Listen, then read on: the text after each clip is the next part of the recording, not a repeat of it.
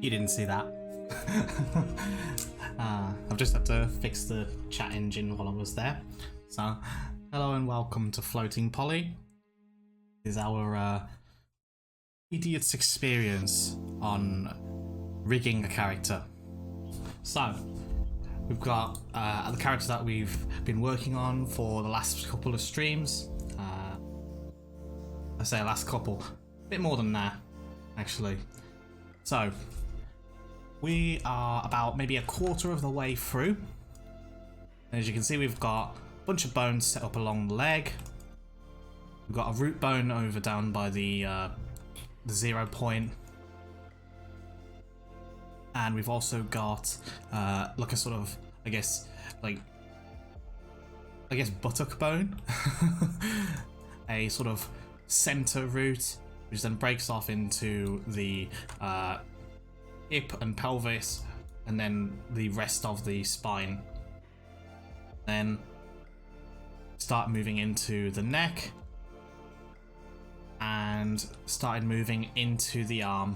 And last time we did a bunch of testing just to make sure that the IKs were going to work alright with that. So that's all good. Which then brings us to today. So what we want to do is that we want to get the rest of these bones in.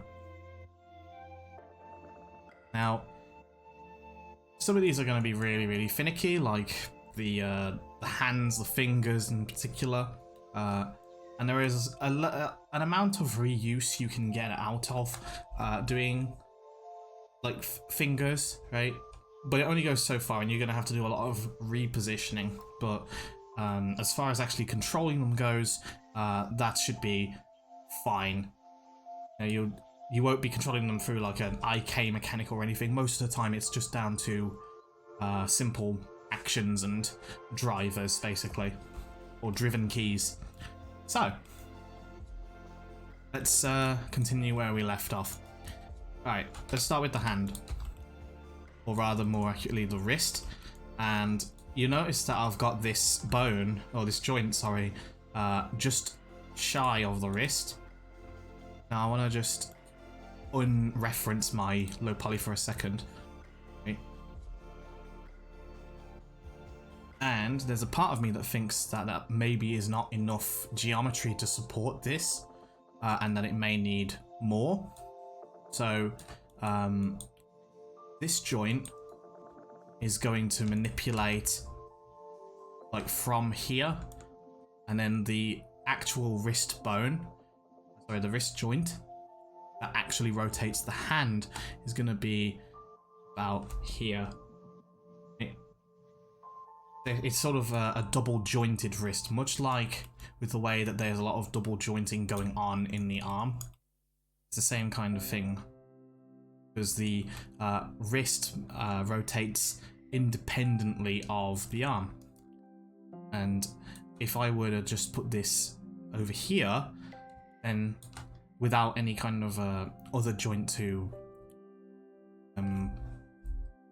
map these vertices to, then this would rotate, and it would it would have to pull whatever's mapped to it here along with it, but it would be rotating completely on the wrong axis. So if you look at your wrist, you don't pull a whole the rest of your arm with you, or like further along.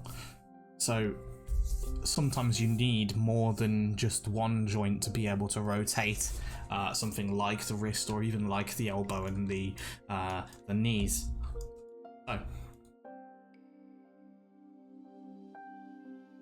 and I just want this to be referenced, but also I would like for it to render wireframe unshaded. It's just so I can see where I'm going. And I'm just going to set my panels up as well.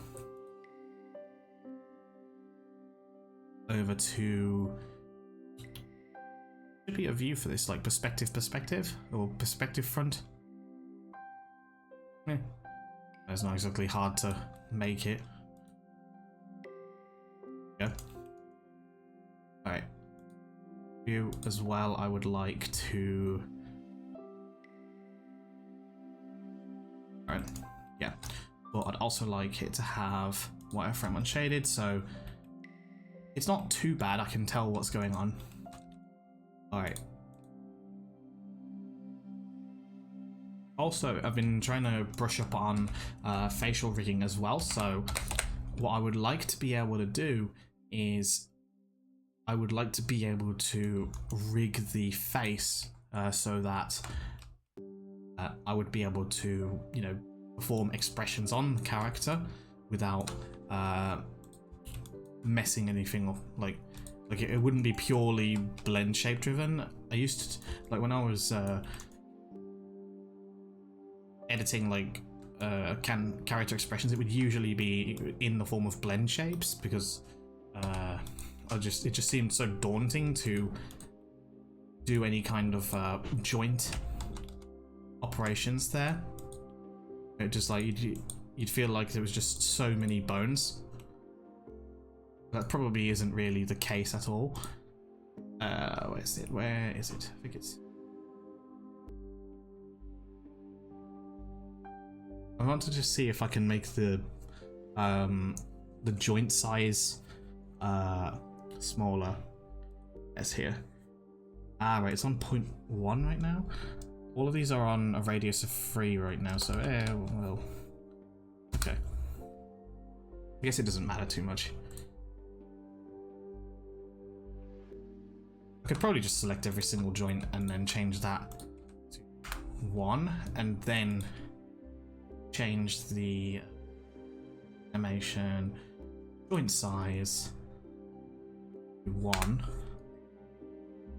and change it from that to 1.2. See how that is? 1.4. Yeah, that seems more reasonable. Alright, so that should be a much more visible size. Alright.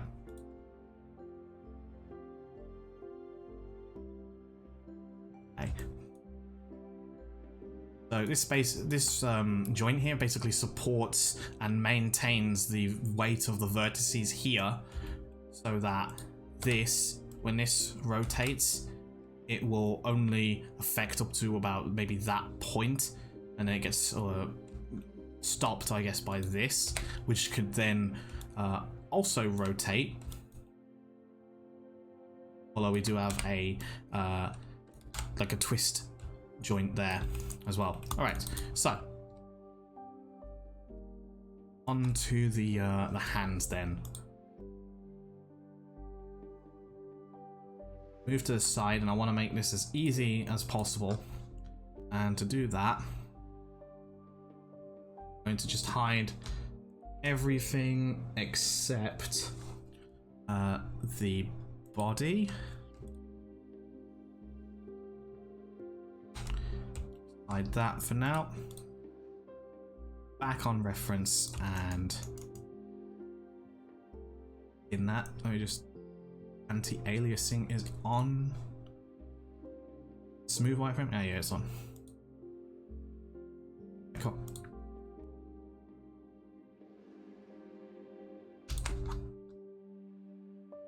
And what I'm going to do is just do one of them first, and then we'll just copy and paste it, and then do the rest. Now, the thing is that the hand is at a really, really awkward angle right now. Awkward angles are no fun, as you can imagine. So I want to just pull this out. I think there's a better way, isn't there? Yeah, Shift P's. Yeah, there we go. Okay. Yeah, good.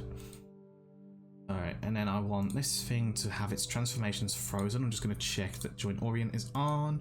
Apply, okay. Right, and then that actually zeroes out that joint completely. So you'll notice the Y, Z, and X directions. That's very important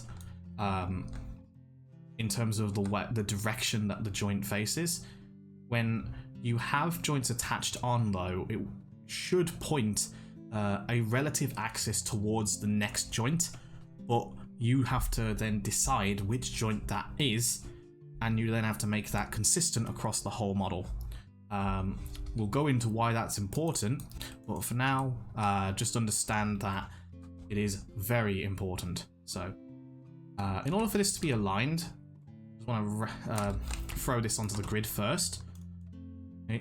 Since all fingers are variable anyway, you know, they're all going to be different lengths. We don't need to worry too much about them being the exact right distance from each other. We just want them to be in line with each other. Maybe worth increasing the grid resolution to about maybe 7, maybe 8. I can't do maths, so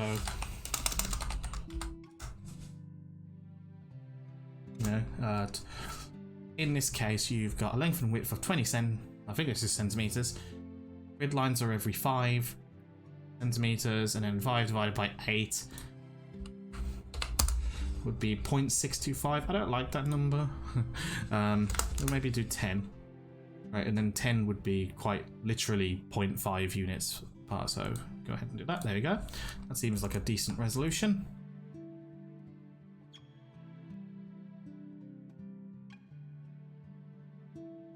Alright, so that there.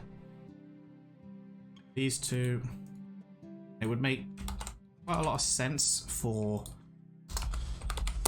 as you went down the fingers, it might have a much smaller radius. Just for cosmetic purposes, right? Just to kind of indicate that's a finger. So 1, 2, 3. You can have like the end on if you really want to. But the only argument I guess that I would have with that is that the end joint should probably be able to rotate something. Otherwise you've just kind of got an extra joint for no reason. So that can be a bit strange. Anyways, there's a finger right here. And we're gonna go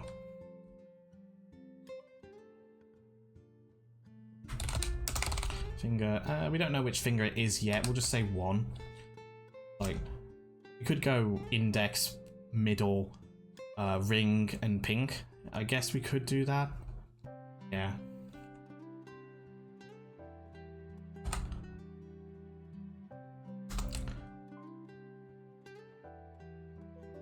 And then 1.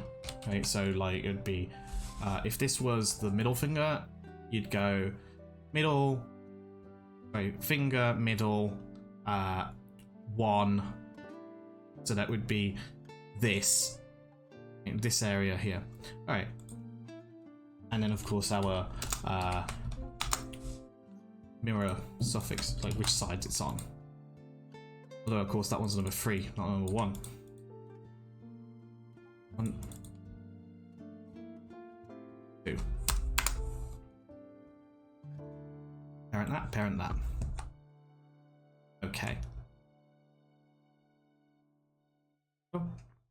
And thrown itself over there. That's a little less fun. Okay. Fix that though. Probably.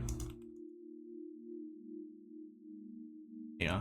And you see how I typed in 0 and I knew that it would go there because this position is relative to the parent. But everything in Maya's parenting is always relative. Always like 0 is the next the previous object's location, so that can be a real joy when you don't know that. All right, so have this finger. We're just going to move it so that the joints line up roughly with the middle finger, right?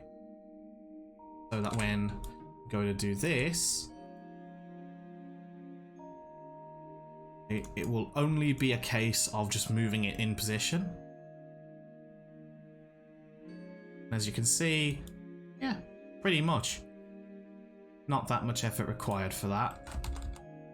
So we're going to undo it. But now, we just want to move it back a little.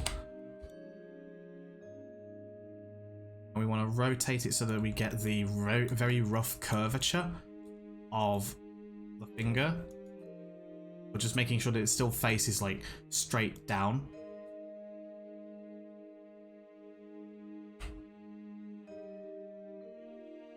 Now, as I've mentioned before, the end is just its joint on its own. But if we were to look at the direction that this joint faces, you'll notice that this is a completely different direction to this. Oh, maybe. Oh, okay. Hang on. I'll tell a lie. No, it is actually gone the same. I'm very used to. I think maybe because when I used to like just use the joint tool and just draw it out, then it tends to give it a completely different rotation. But because I haven't done that this time, it's inherited the direction that the parent has.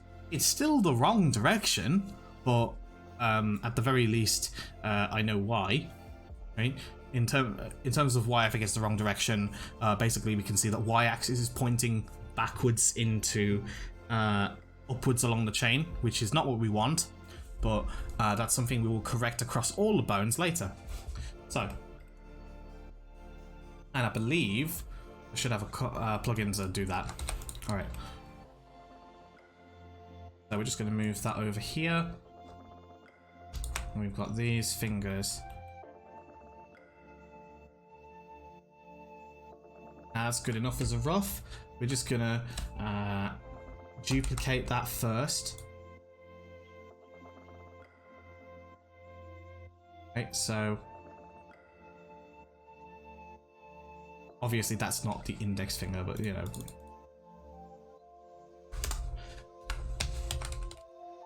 Okay then, so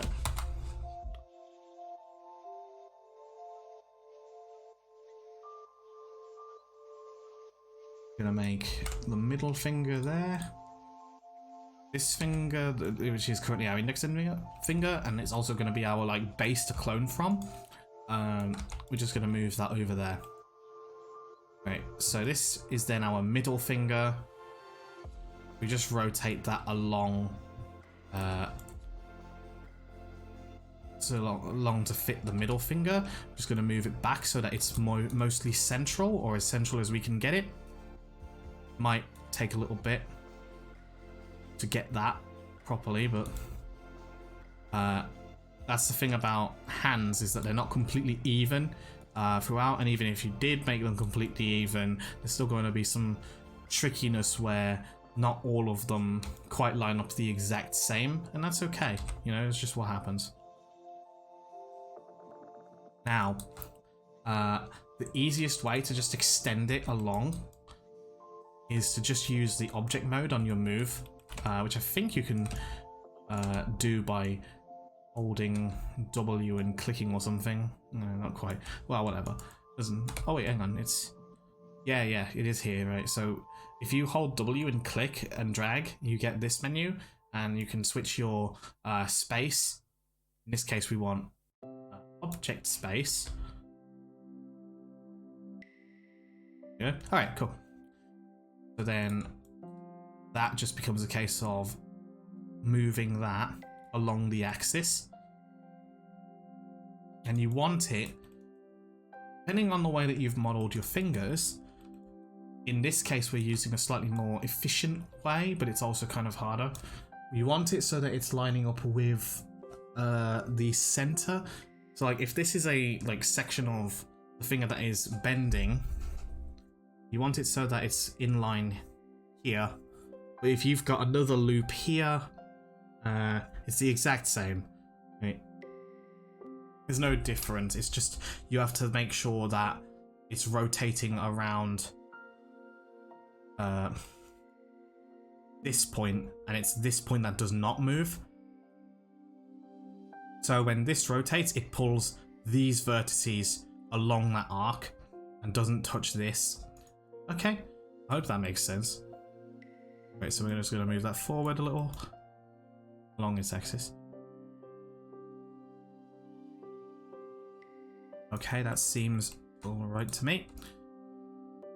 And with this one, there's not much correction needed, I think. Just push it along its axis. And again, just extend that out. It's kind of, close to that edge. Well, center of that edge. Although it may need more, I think. I think that needs maybe one more. It might not be enough, or it's not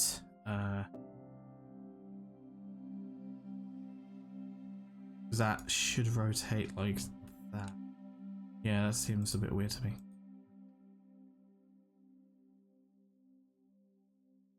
I guess we'll have to see, but it should be where this line is, should be in the middle of this line, I think. I suppose if it becomes a problem, we could just add another loop in there. It's not like a massive problem or anything. Anyway. There we are, yeah. So about there. I'm just gonna put my drink here.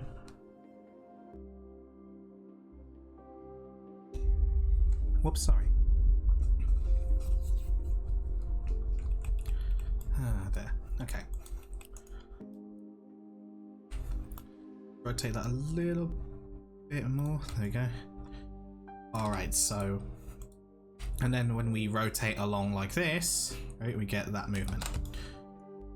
Okay. It may also require that it's rotated along that axis as well. I don't think it needs to be. It looks fine from here.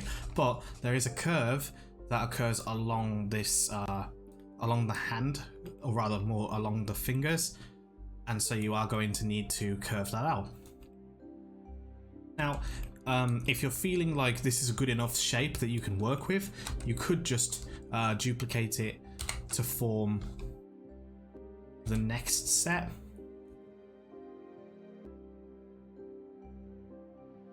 So if you thought, oh okay, that's close enough, I could probably do it. It looks like it is close enough. I mean, needing not many tweaks to get that to work. It seems perfectly fine.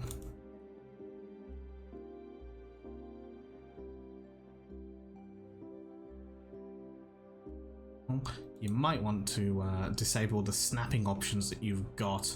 Step snapping. As you'll find that you do need to be quite precise. Okay. Alright. As you rotate that, that should make sense. So it should be going along the direction that this finger is facing. It does seem that way. A little more.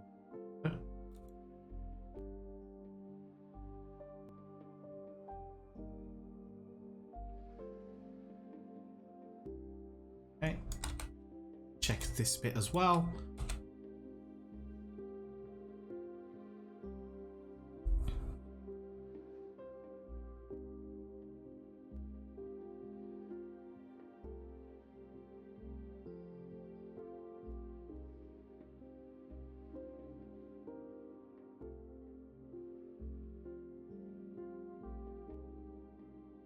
last bit over here.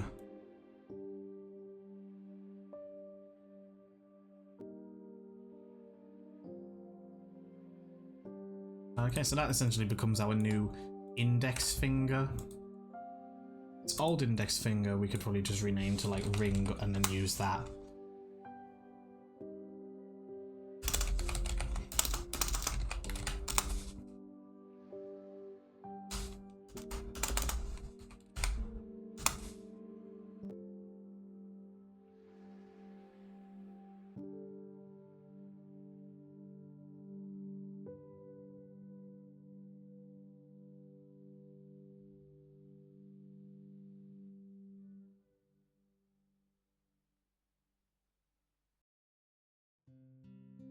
Okay.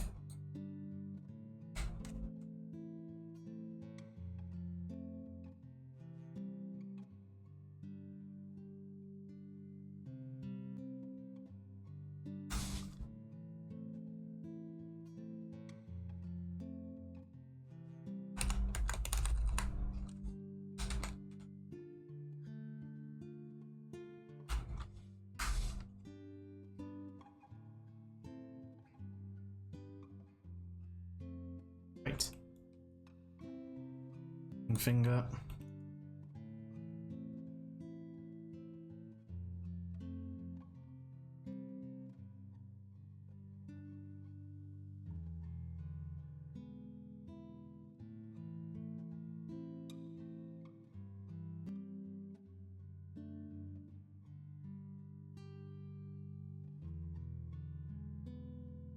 Ah.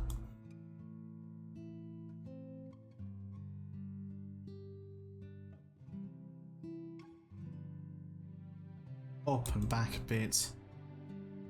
Gotta, like, even though you do make the bones in an orthogonal view, you still are making a 3D object, so you still need to check the different views.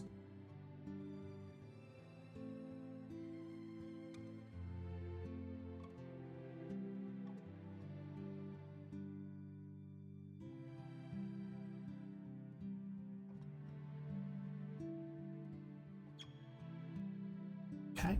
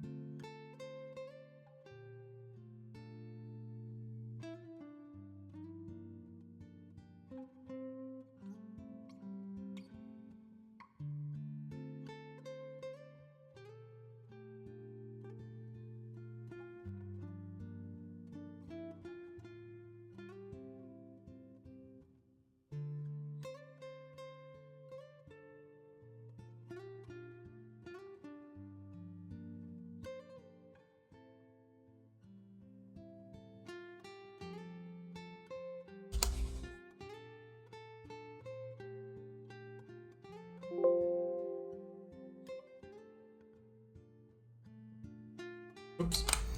Don't do that.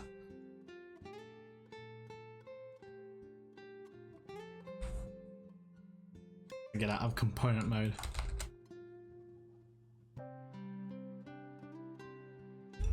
Oops.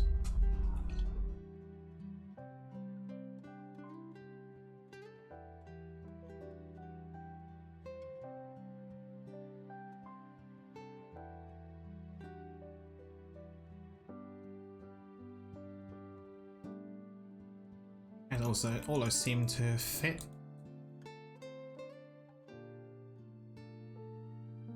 I guess we just take this last one, throw it in.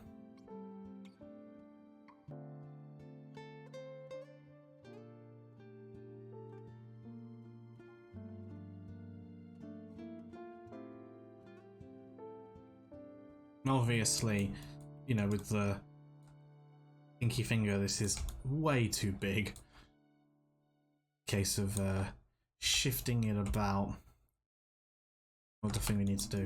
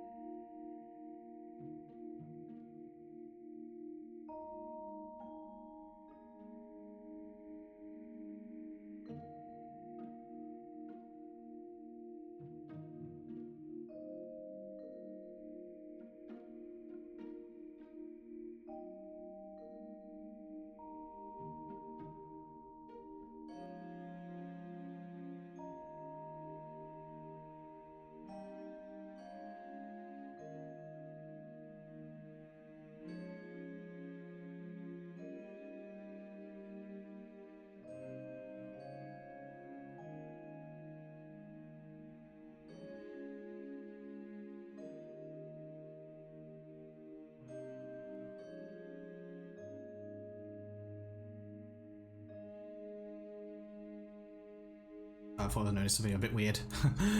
Never mind. Thought the stream had accidentally ended or something. That would have been bad.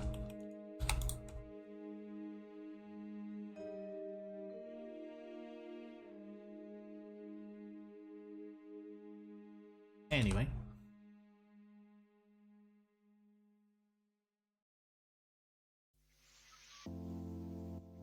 Action.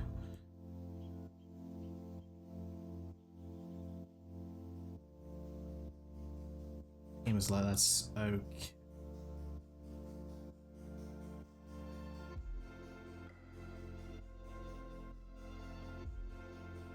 And that seems a little strange there to me.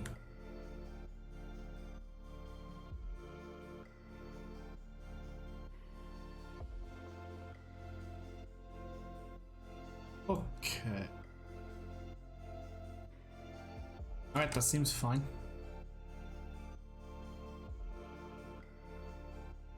I'm gonna quickly name these.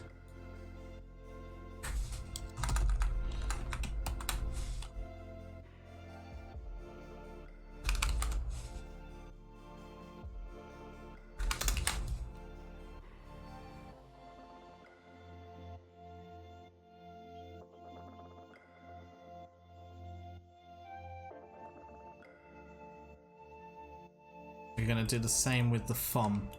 The only thing to bear in mind with the thumb is that it has a very different angle. And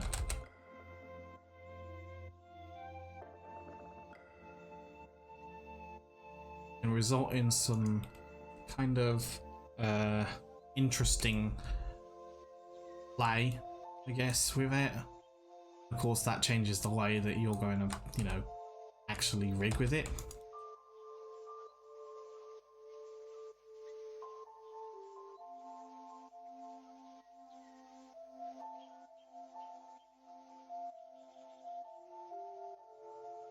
And you're probably going to have to actually look at your own thumb to actually get it right.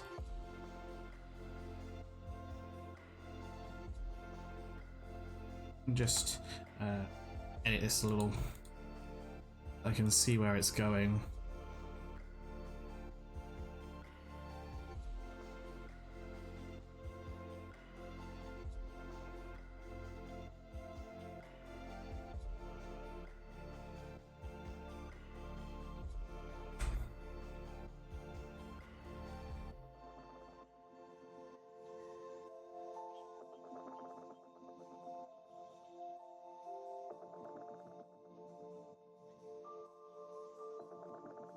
Oops. Definitely want that on object mode. It's on object mode. What? Ah, because it's on. Yeah, I see. I see.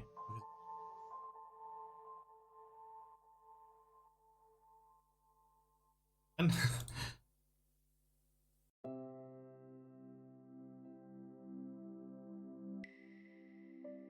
oh, in fairness, yeah, that doesn't seem to. It's here. Although it could just be a case of just deleting the end point there.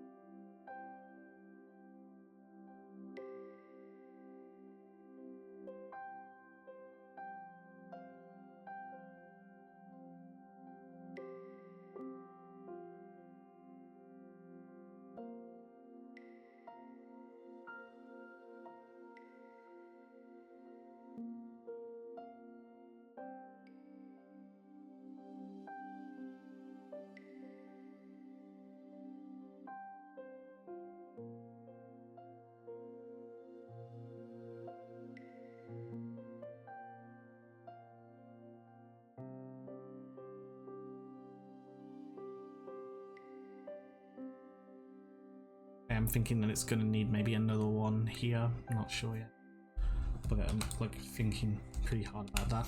So anyway, there's only one joint at the end of the thumb there, so no need to extend too far into that.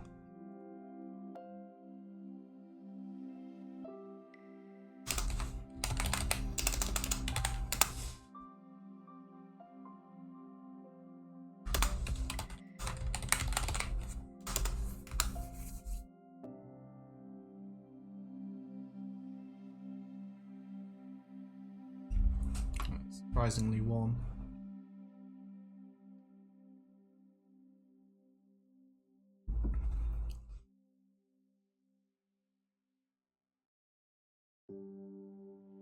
Okay, so that's most of these hand bones done.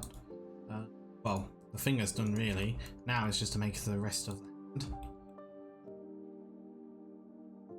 You have to remember that you're moving a mass, not a specific set of bones. So when you clench your fist, right, there's still like a whole area, like almost like a pad of like skin that comes forwards, right? Just one thing you gotta bear in mind. So duplicate that. So palm R.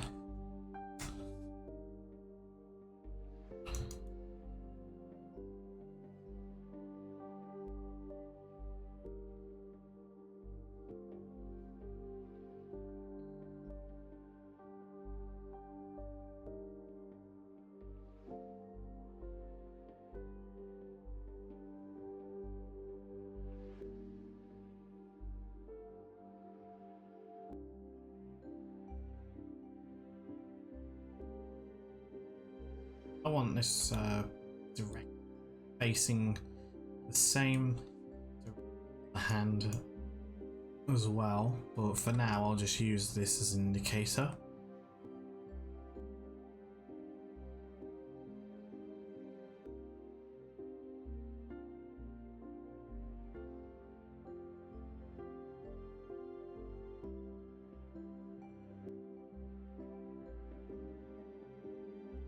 Keep that bit and bones onto this. Remember right how to do it, not like that.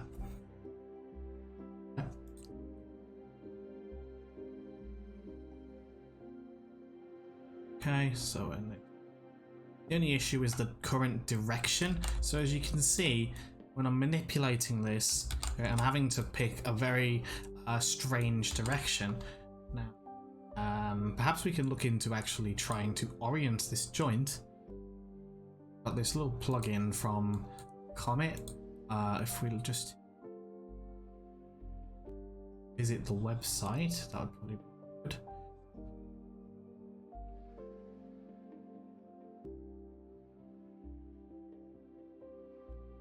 Oh, it comes up with IE 11 apparently. Well, whatever. And over, I think in Maya downloads, I think it should be around here. I mean, it's very old, but some of these things are just the Comet tools. I don't know if they're still around. Ah, yeah, they are. They're in MelScript Suite, in Comet Scripts. These are tools that have been around for a very long time, but I think they still work. And you know, given what they're doing, which is generally just small but effective things like being able to change the orients of joints or rename all your joints very quickly, you know, they should generally work. Now, to just sort of preview this a little bit, in terms of what we want to do with orienting joints, right, what we want in these, as we've seen in these little indicators, these joints point towards a direction that they're basically facing. And what we typically, I think, do in games is that we want the X axis to face down towards the next bone. So we would want our aim axis to be X, our up axis, that could be either Z or Y, depending on how you are minded or how the game is minded. The only thing, it doesn't actually matter, just make it consistent across the whole of it. Right? So if you're using Y as the up and X as the you know, aim, then it better be the same throughout every single model that is in that. So yep, that's fine. So we hit orient joints there.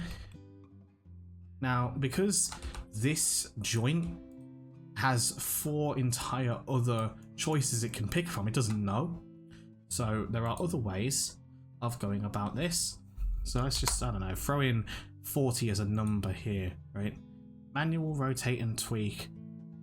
Well, manual plus rotate tweak, manual minus rotate tweak. So, oh, it's done it for all of them apparently. Did the one. Ah.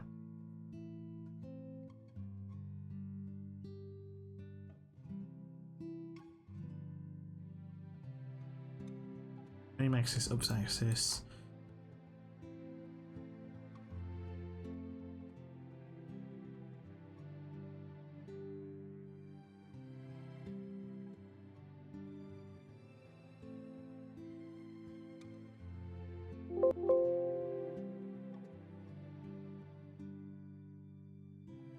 Take all these.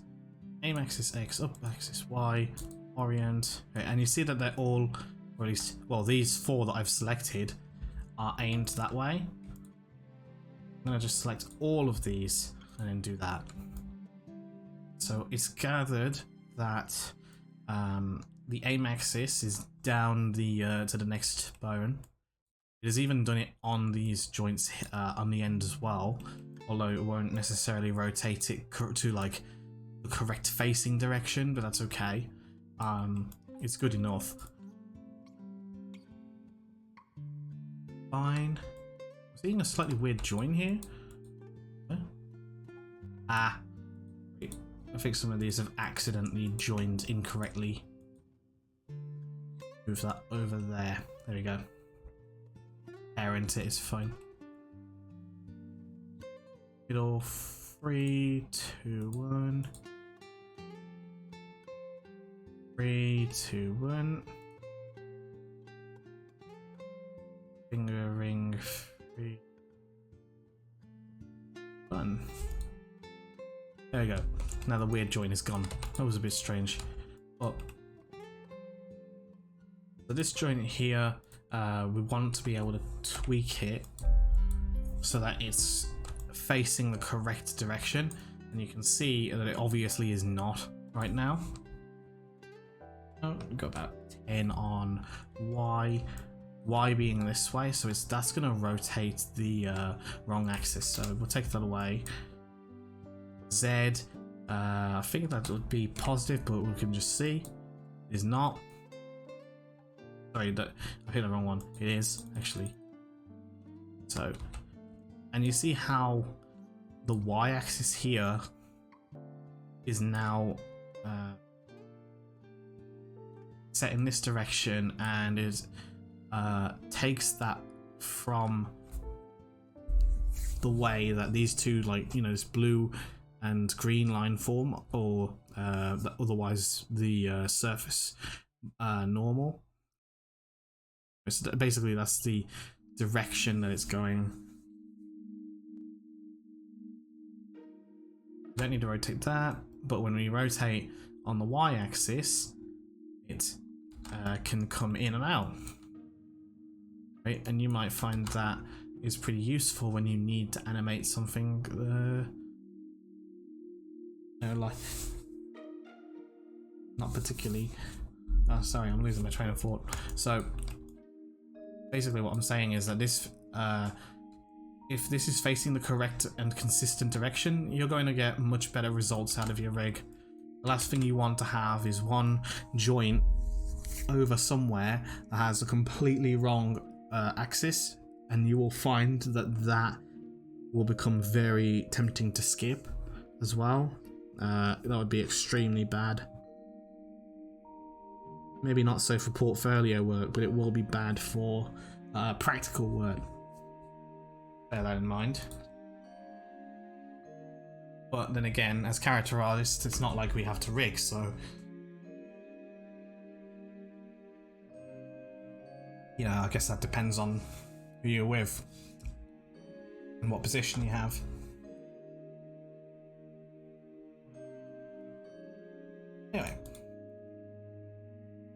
I mean, we're going to be going through and, like, you know, correcting a lot of these anyway, so it's not that much of an issue.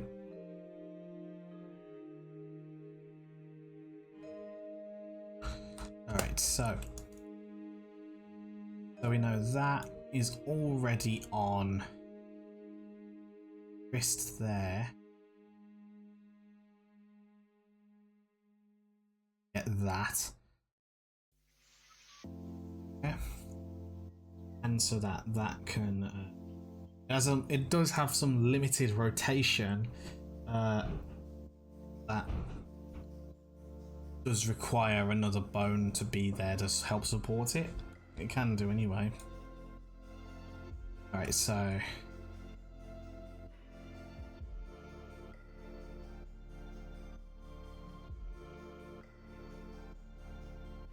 this finger ring 3-1. Did I mess something up? Oh no. Or have I?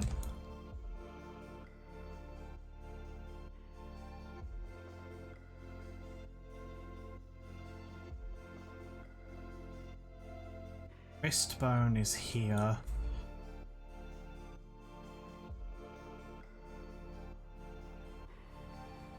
That wrist has a lot of you know, quite a bit of a job to fulfill.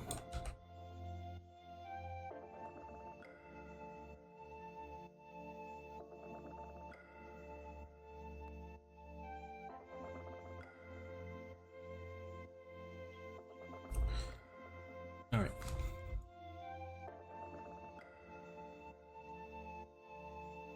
Maybe it is necessary. I'm not 100% certain if that is necessary in this, but at the same time, like, if I'm going to have a number of joints, you know, over or under, I might as well go over. Well, depending on what the requirements are anyway.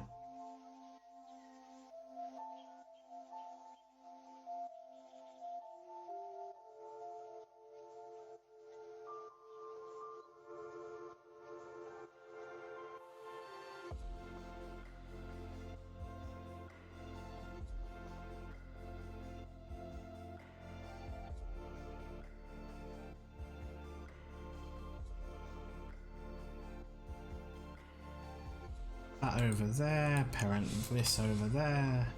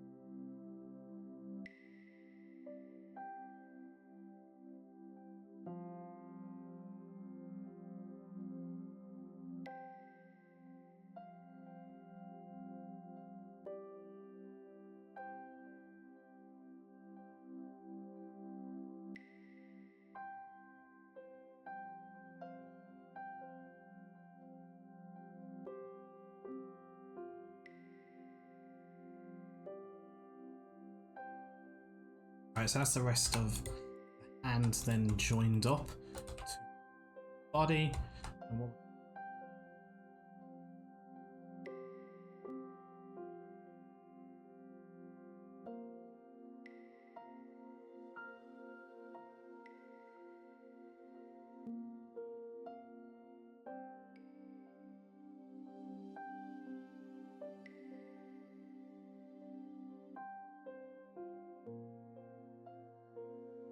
unhide the rest of that, there we go.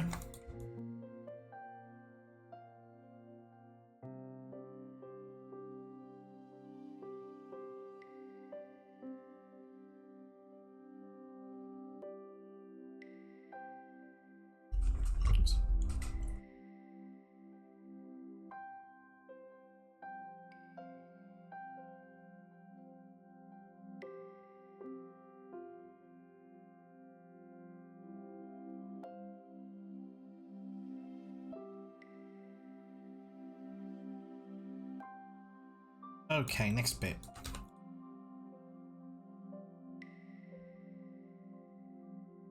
I want that extra bone that we have there. I want to start this aspect. So, obviously it doesn't need to be connected over there, it just needs to be connected to the hip, I think. Nice for it.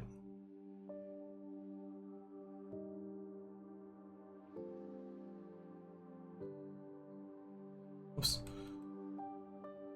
The Windows peak or whatever it's called.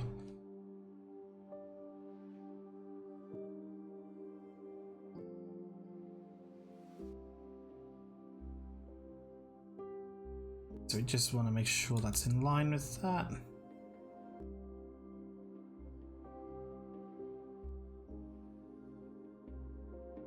Here's the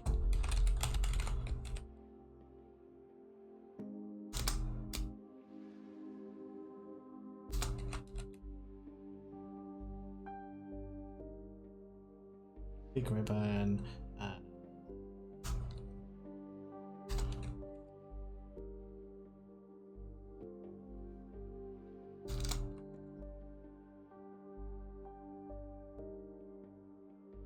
Big ribbon 1L. Much like with anything else, we could go right into an orthogonal view.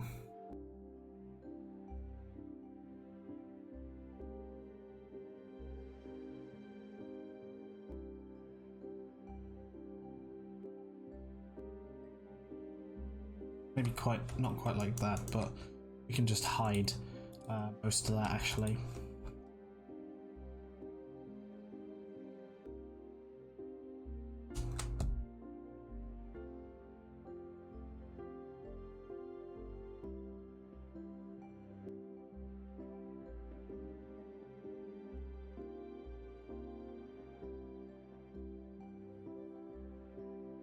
One. No. Hey, alright, whatever.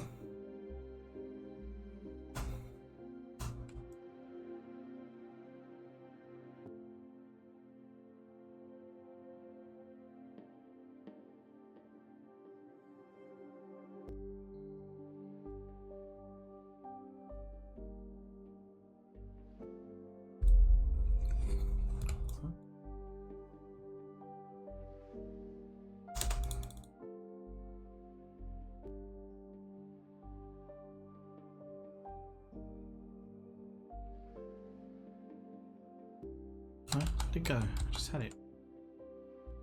Good.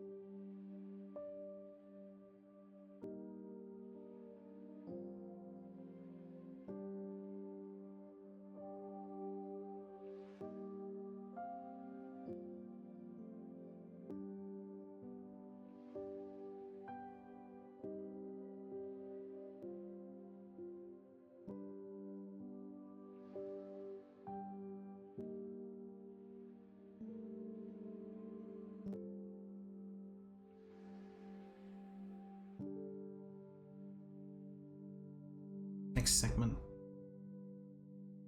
On world.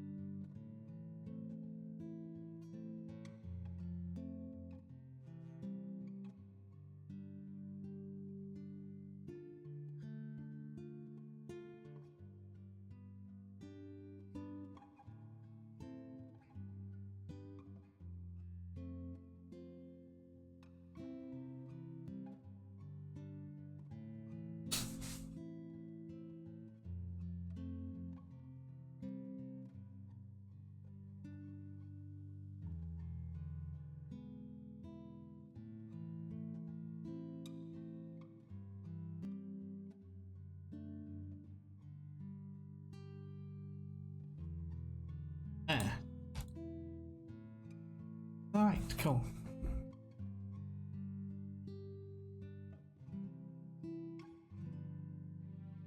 Huh.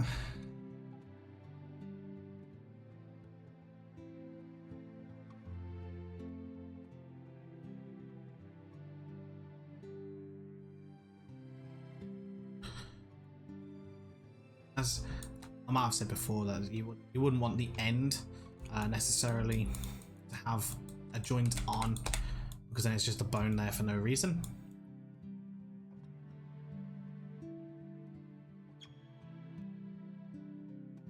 Just want to make sure that they're definitely within like the center of this mass, right? Roughly. So that when they rotate around, they rotate kind of evenly.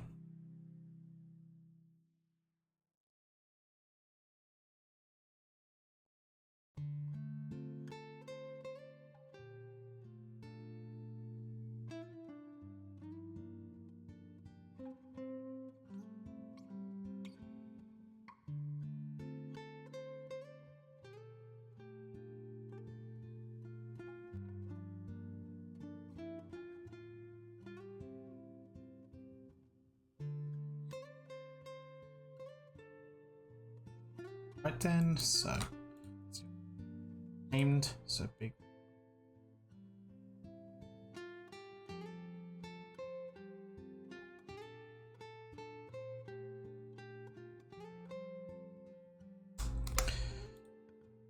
Speaking is a like a very sort of patient endeavor, so perhaps I'll take the time to talk about some things that do interest me, right? Because this is mostly just going to be me doing the same thing for a while, but I still want to document the process of which I'm doing right now.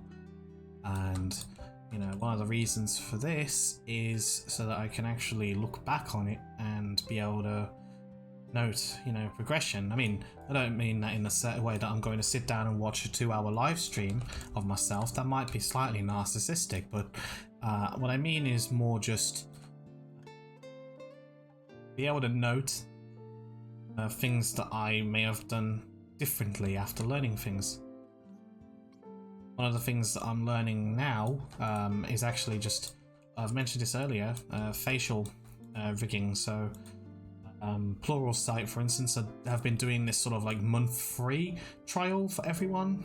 If you type in like a certain code or something, or you just sign up on Plural Site, I think they give you like 30 days free, or rather they give you till the end of April free.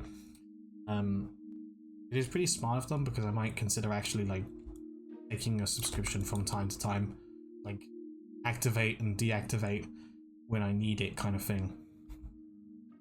But there's just some interesting fundamentals about it that I think would help with understanding this. So yeah, alright, so big ribbon trail, right, cool. So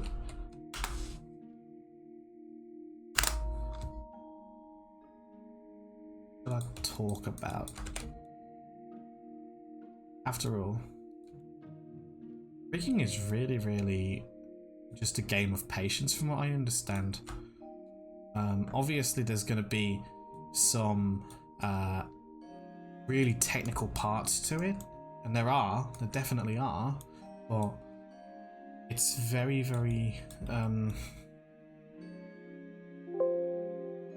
much a case of do it slowly and do it right. You don't want to mess up a rig.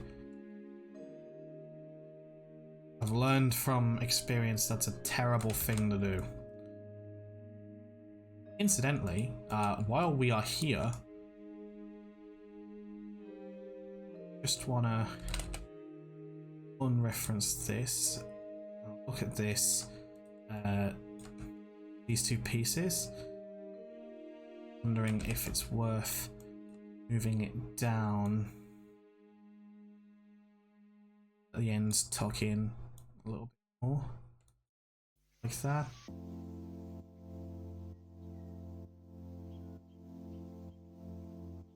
A little bit like that.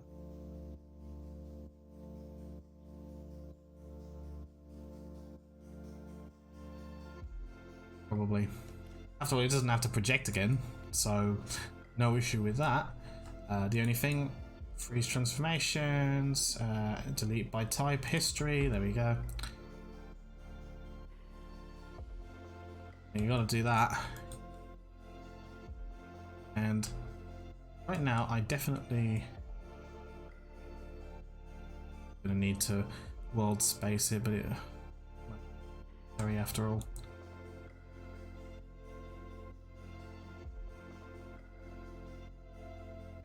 I think I'll do it though. Do it here. Okay.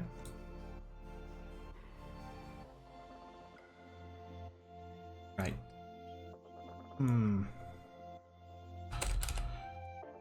Shall we talk about it? Okay, so let's think.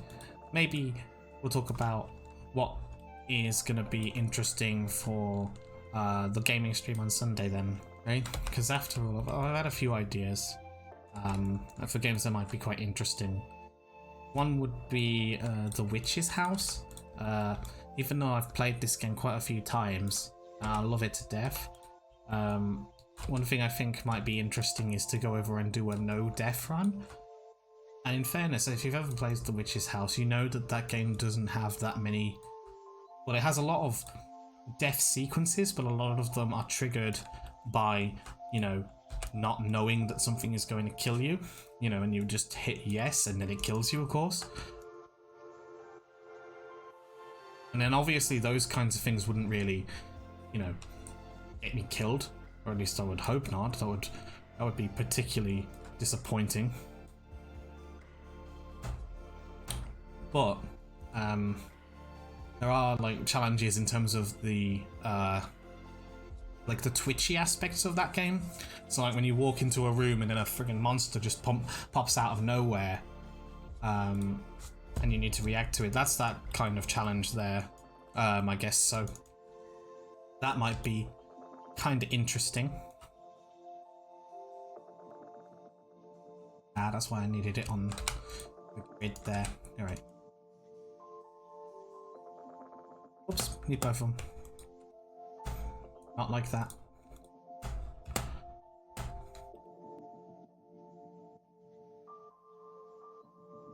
Ah, yeah.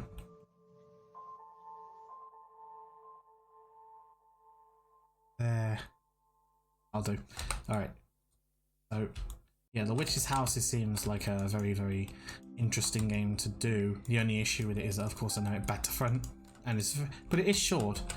The other game, I guess, the other two games really, I guess, is like retro.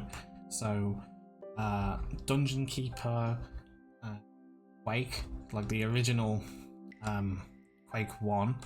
I really, really enjoyed those two games. And whilst Quake obviously isn't exactly niche or anything, Dungeon Keeper was, I guess you could say.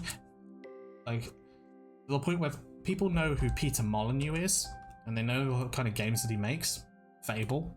That's it. A certain few God games as well.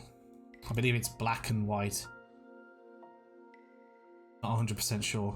But Dungeon Keeper was the game I really liked by him. If I remember right. And like, yeah, to be like it might be nice to do some like an almost a speed runny kind of thing for Dungeon Keeper, because it's very dear to me. The only problem with it, of course, is that it's very, very niche. You know, it's strategy, and it's also like automaton strategy, I guess you could say. It's like you don't move units around; you have to pick them up, and they move. You know, they move on their own. Drop them in places. It's very interesting, particularly for the time. Just going like every 2. The only issue with this is that maybe it needs to be a little thicker and then more polys in, otherwise it might break. We'll have to see if it's enough, but You know, if it's not enough, we can always add more polys in there. It's no problem. It just means that we've got to do a bit of testing, and yeah, that is part of that, I guess. Like, part of rigging a character is indeed like testing to see whether or not it's going to be enough. You know, just so long as you know that you're going to test it, you'll be fine, because then you'll go, oh, I'm going to just quickly bind and see how it goes, and then check, and if it doesn't bind particularly well, you know that. And you'll fix it. Simple enough, really.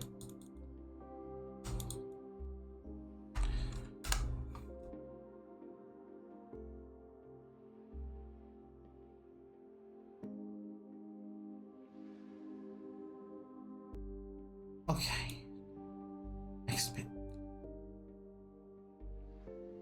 And I suppose we can think a little bit about what kind of like fan art we're going to do for next time, right? Since this project is coming kind of close to being finished, we want to be able to polish it for as much as we can, like, you know, before you know, uploading it and art stationing it and everything, to basically be able to use it as a portfolio piece and all.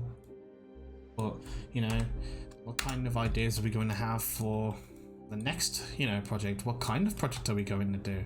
Is it going to be a game character? Is it going to be using a custom shader? Is it going to be like a ZBrush Tamama set statuette thing?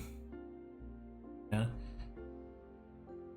But at the same time, I think, like, with all of these sort of questions as to what kind of art people like me want to produce, I'm very sort of practically minded. I like that, you know, to know that a character could have been a game character. Right, so I just like, you know, at the very least, they should definitely be in engine, right? And that they should, they don't necessarily have to be moving around in engine, but it should be like basically a complete package, so to speak.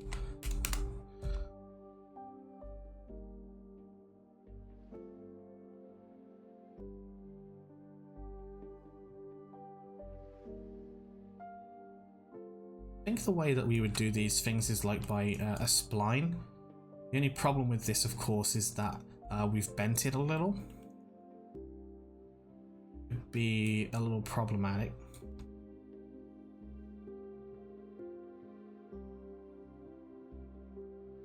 Might even be worth just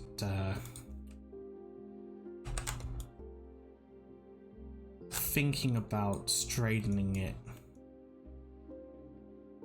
Because the spline, keep doing that.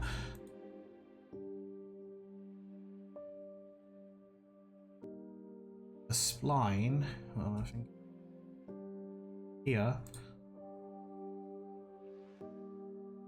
Okay, spline handle. It's no, not that. There to there, and then I think you just sort of move the handle around. I can't see. Oh. Nah, you have to manipulate it through a curve then. Ah, there's the curve. Right.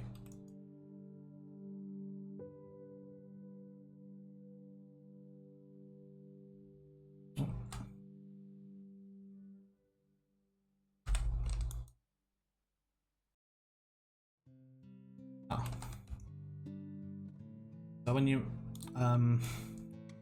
moving this curve around, is it going to behave in a weird way? No, it seems alright actually, I guess. The only thing is that it's a pretty like low resolution curve, so it only goes like that. So if I wanted to I'm just trying to find the other curve point, right? If I wanted to do something like that, curve that along and then do another thing, it might not be able to do it. That's the thing that confuses me a little bit about spline curves. It doesn't quite behave the way you want it to. Number of spans, right? Maybe something like that. So maybe we'll go 4, like 3 spans and see what happens. Twist type linear, yeah, that's fine. Root on curve, auto parent curve, auto create curve, yeah. I'm not going to bother making like the clusters for it right now. I just want to check that it works in a particular way. Ah, this seems a lot better now. So here's 1, 2, there we are. It's the spans. There we go. And that seems to be doing something a little bit more like what I am expecting. There should be more spans around here. Obviously, we don't want the last one there. Oh. So when we look at it like that, check if there's another one. That one leads onto the end. So that, I think there might be another one over there. Yeah. So this end one has to then not do anything. I think. Or like the bone gets limited or something. Just basically some way of anchoring that down. And then that spline will move like that. Alright, cool. I just wanted to check that. And it may be a case where these things just need to be higher resolution, but we'll keep it like this for now. And if we have to, we can always subdivide it. It's not a problem. Right? Like, because it's just even quads throughout this part. The only part where it doesn't get even is this area, but that's okay because that's low enough. Right? So, back out, get rid of our curve, and we've established basically with that that the joints are fine. No need to worry about it. It's not. It doesn't need to be like super perfectly straight. As long as it was straight enough like this, that was okay, and it's not gonna like set anything. Anyway, E-cone. Is there a random cone? Whatever. Okay. Must have accidentally made it by like clicking on something randomly. Whatever. Alright, so like I don't want to like overthink the next kind of idea that I've got too hard, but it would be nice to do something that is definitely designed with the shader, or at least a simplified version of that shader that I made a breakdown of a couple of days ago. It would be quite nice to get something really stylized and rendered for that, and just go kind of all out with that. Something like that. I don't know who exactly would do though.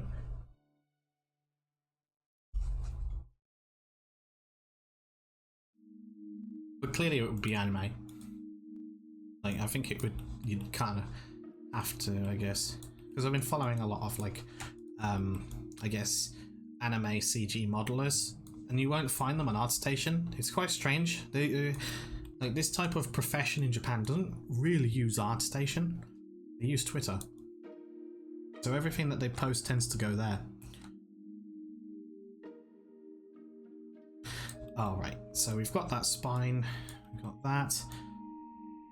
What shall we go for next?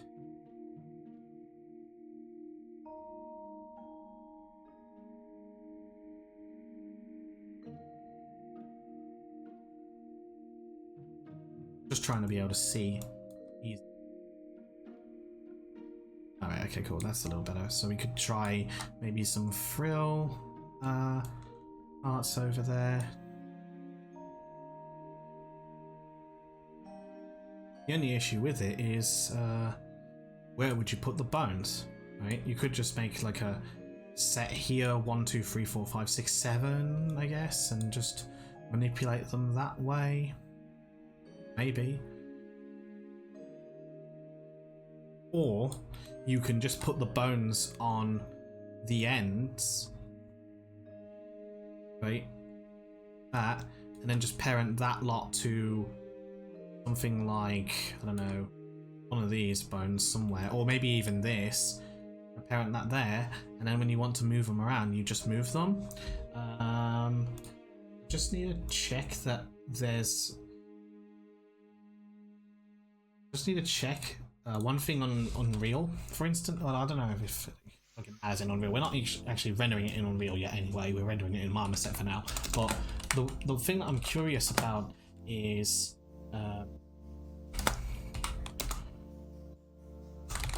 bone location movement, or bone translation, so to speak. So, because I remember in UDK back in the day, you couldn't really, you could do it, but you had to turn on a checkbox. I don't think it's going to be a problem nowadays, though. I think that bone translation must be probably fine. Hope.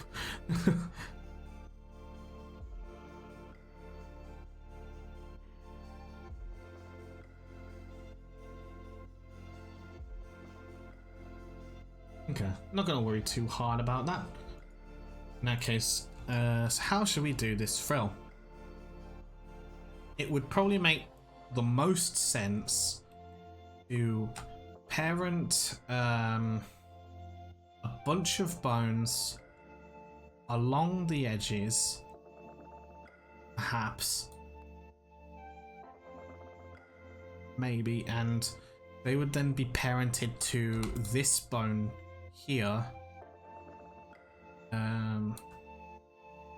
or this one, and then there would be maybe like 1, 2, okay, so that when this rotates, it's pulling most of this with it, and most of the arm with it, and then when the arm rotates, I can't aim. When the arm rotates, it's not going to move these, so then I can move these bones that would go on the frills separately. I think that will be the way I'll do it. Alright. Move my stuff back.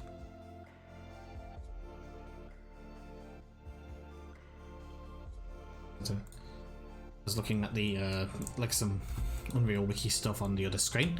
Anyway. So let's try that.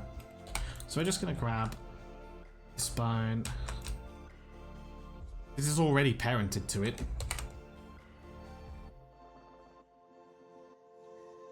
Grab that, and I'm gonna start by positioning it about here. Right, so about towards the middle of the rough sort of area that I wanted to control. So if I'm saying I want it to control from here to here, roughly, I'm going to position it there. And then maybe have one more that comes out. So we're going from here and here that controls the edge.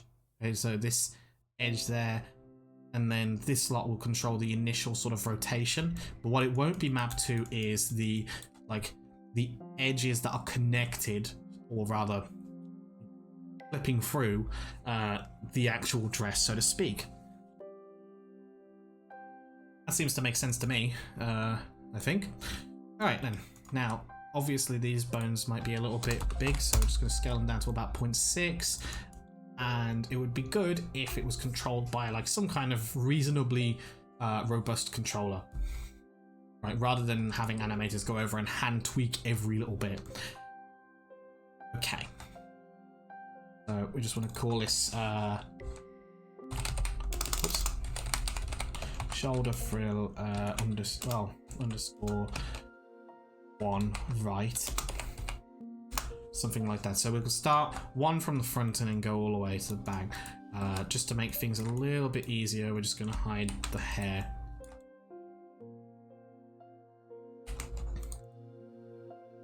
Including the braids, because they'll definitely get in the way. Alrighty then.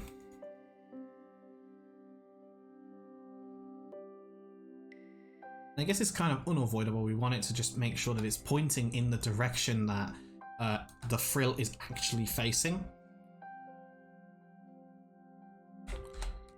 Move on. Yep, okay. Move it there. I would hope that it doesn't need to be too exact.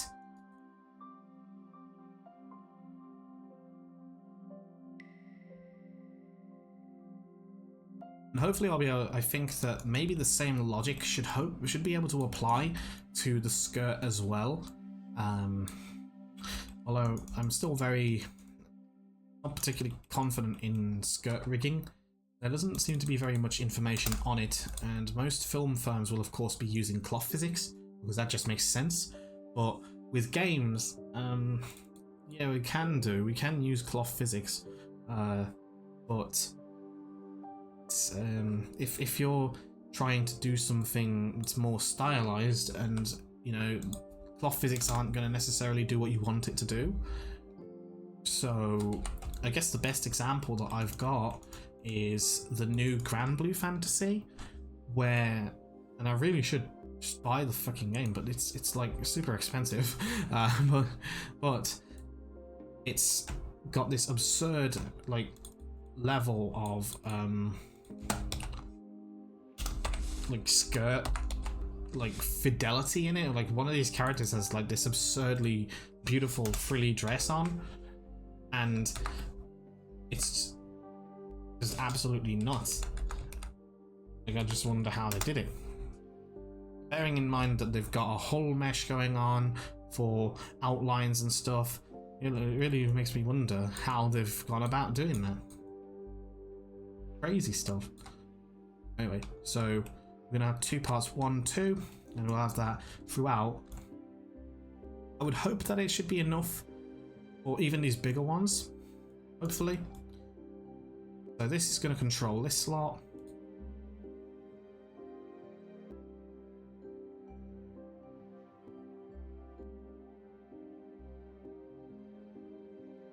We're going to move the next one. Just no need to be. I don't think there's going to be that much need to be super precise with this one, thankfully. Just that they are mapped in the correct place, and then we'll be, you know, pointing the correct way. And that should hopefully be enough.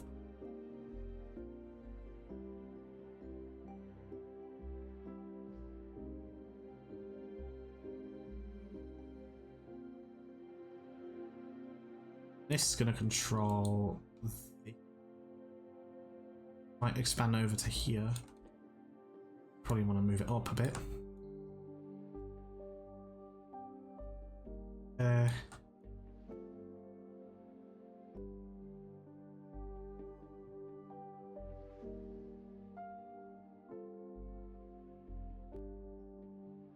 Want that moved in.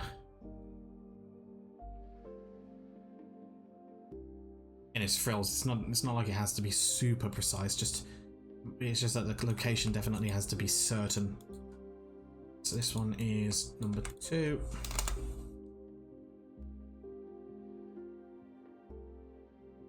Number 2.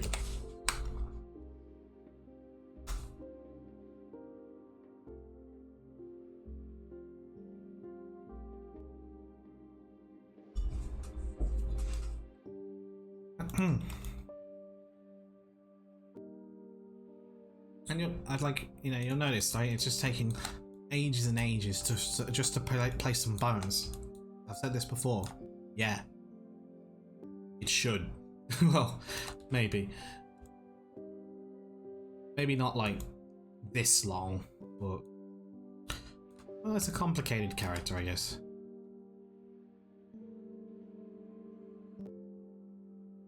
It might not look complex, right? It seems kind of straightforward and obvious, but if you want to animate things like frills and stuff, then it jumps from being a relatively simple character to a very complex character. Want to add controls and stuff, that means you got to think about how you're going to do that.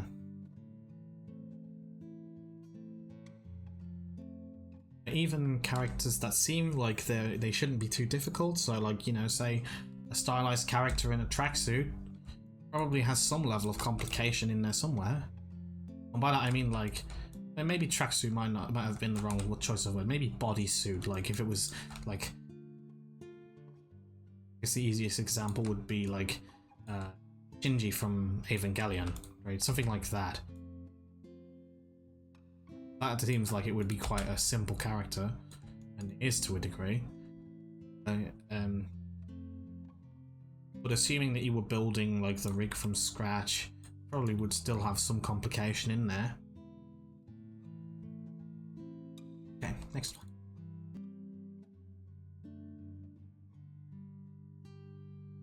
how many there will be.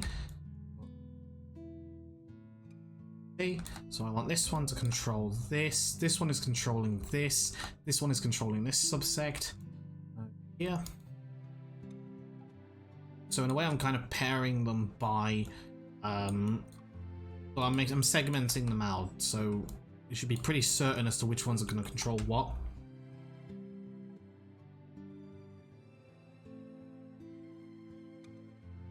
Okay, so this one should definitely get this.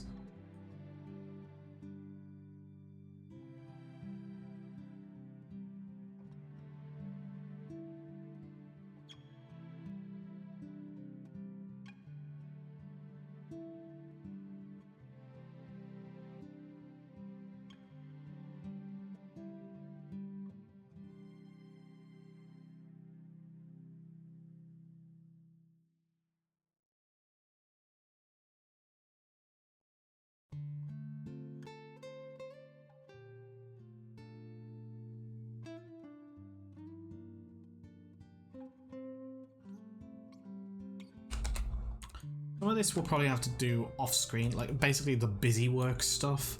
So like, you know, stuff where I felt like I've already explained what I'm doing, so, you know, and there's no like different technique in there or consideration. So some of it we'll try and do like the busy work stuff offline, but no promises. But then again, it's the weekend coming up, maybe we'll be able to, you know, squeeze in some bone generation or something. This way. Alright.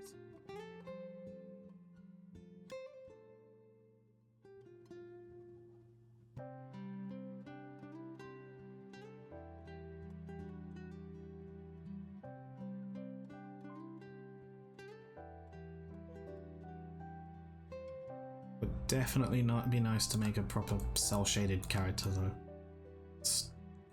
And there's a whole bunch of characters I've got to finish off. Hey, maybe we'll do that as well.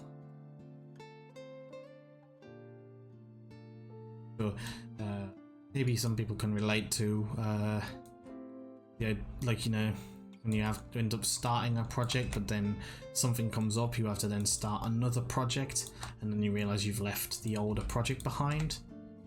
Things like that. So maybe we'll go over, revisit a project proper and try and finish it, I guess, properly.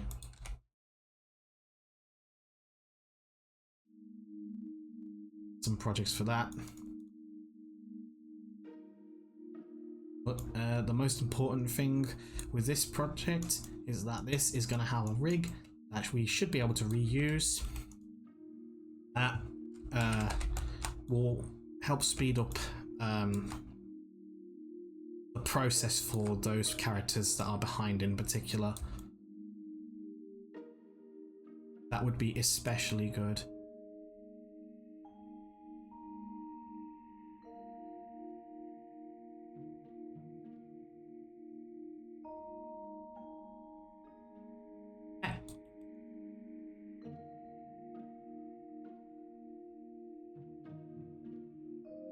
Name these.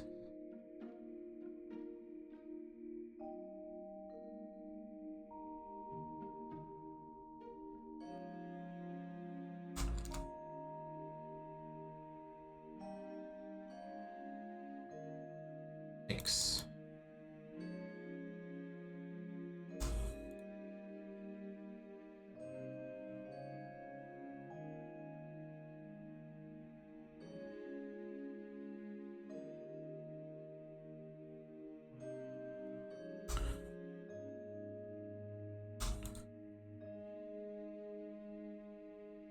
Okay, cool. This is this. There's just one more. So we've got 8 bones. Sorry, like 8 chains. But the next one's to come. It's a lot of chains. Actually, you know what? That's probably good enough. That could probably drive 2, I think, if we move it down a little further. No need to be too much. that deforming. I think that will be okay. Alright then.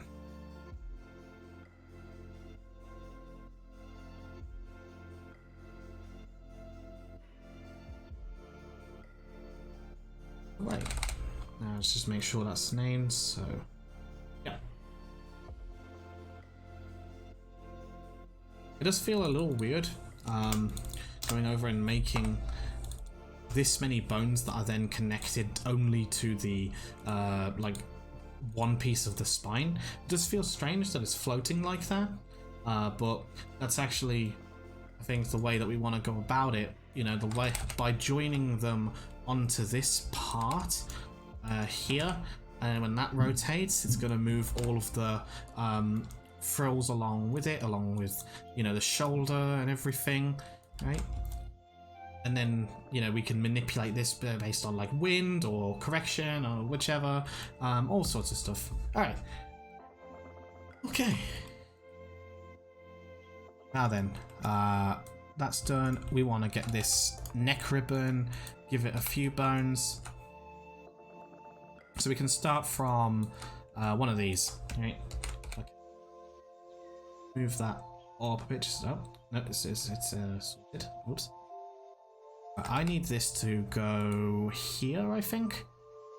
Yeah, I do. We're gonna move that down. Just need to find it first. I've just lost it. Ah, there we are. Let's just start by naming it like neck ribbon or something.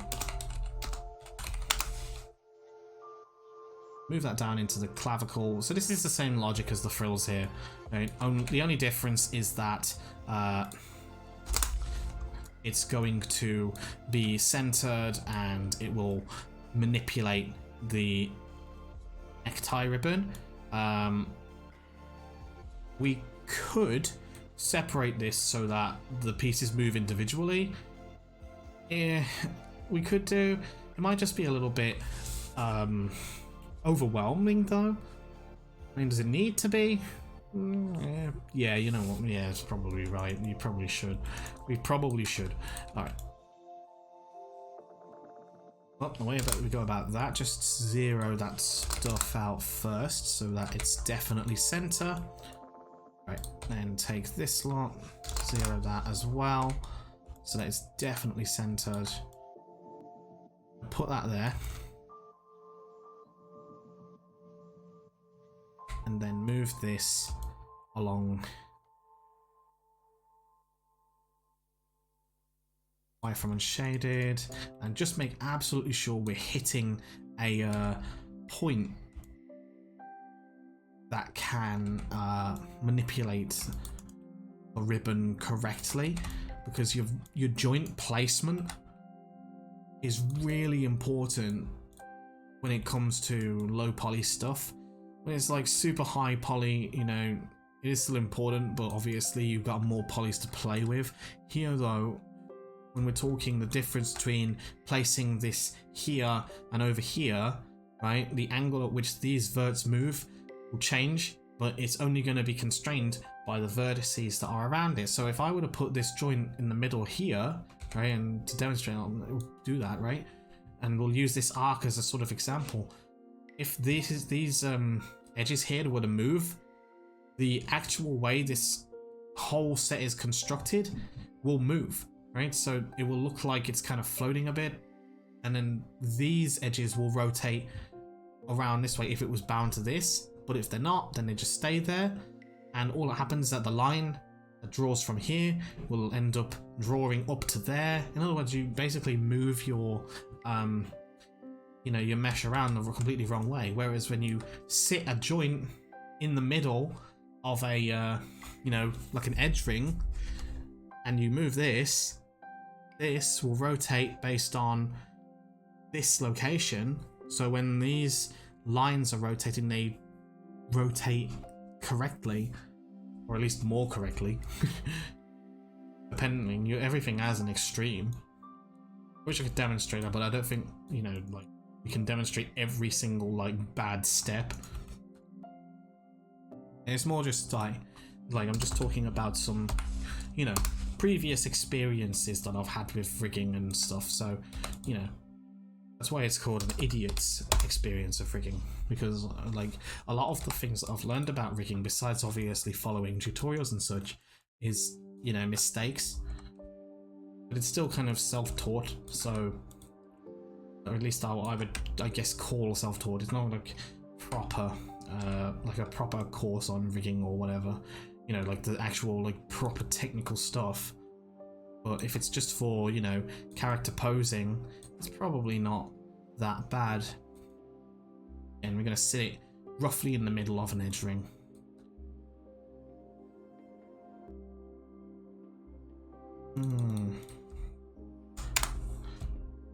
There's also like some really interesting games that are coming out as well. Like the Command and Conquer remastered stuff actually looks really, really nice. Like, I've always liked Command and Conquer in a very casual way. By that I mean single player only, and do not go on the internet because the balance is horrible. But as a single player game, you know, it's actually very likable.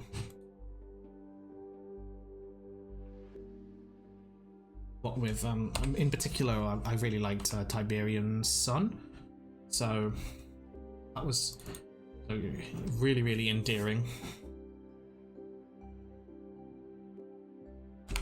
Not that we've got like massive amounts of time to play games or anything, but hey, sometimes making some time is important. Like if we had, if I had a Switch, I suppose, and it's just absolutely impossible to get a hold of them now, I would be playing Animal Crossing, I guess. Like, I don't even... I've never really played Animal Crossing before, but it looks so... Well, I was going to say fun and innocent, but let's put it this way. You probably... Like, I imagine if you know about Animal Crossing, you probably know that it is hilariously degenerate. Depending on who you watch and how you play Animal Crossing. And I've learned that Animal Crossing is just hilarious.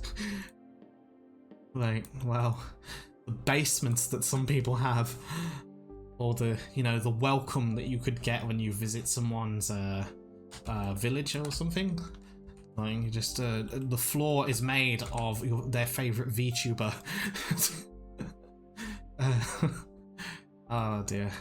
And it's like, you know, you kind of think, actually, you know what? I want a dungeon too. It looks really funny though. Like, even if you were just playing it genuinely, like, you know, just actually playing the game, I guess. Maybe this many joints in this necromism is a little unnecessary. Don't quite need this many. 1, 2, 3. Yeah, that's a little overkill. All right, we're just gonna move this along to about here, I guess, or maybe here. Move this one. Can't aim. There we go, that'll help. All right, move this one about here where this bend is.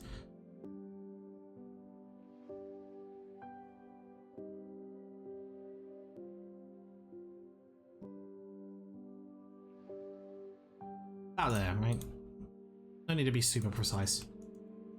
I think like with arms and legs and fingers, you need to be precise, or at least precise enough to convey that properly. But for like things like this, just be center enough.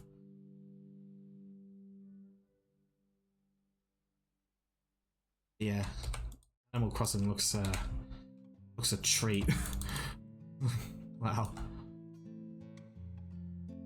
It's so disappointing because you realize that you don't want a Switch until you cannot get them anymore. You know, the time where you actually think, hey, Ring Fit Adventure looks like it would be really good during quarantine. Well, now you can't get it at all. Yeah, which is really, really disappointing. Seen VTubers play Ring Fit Adventure as well. That's pretty funny too.